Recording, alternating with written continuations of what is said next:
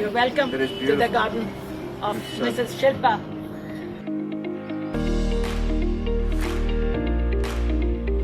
With this garden, I'm not surprised. It's just sensational. I've never seen anything like it.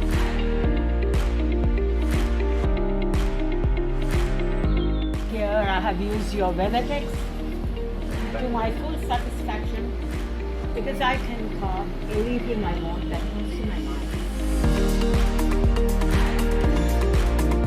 I took a ply, I stood it in my studio with the dimensions. My engineers put the dimensions, and with a chalk I did this.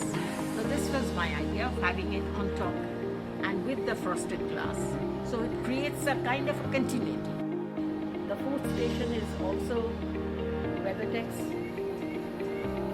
The Weathertex has been so beautifully highlighted that even when there is darkness around, but you can see the features of the design that has been incorporated.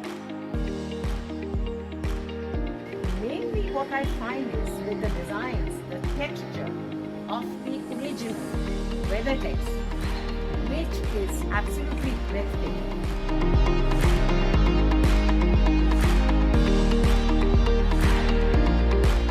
Like, let me finish my work, that's most important. I've never seen such dedication.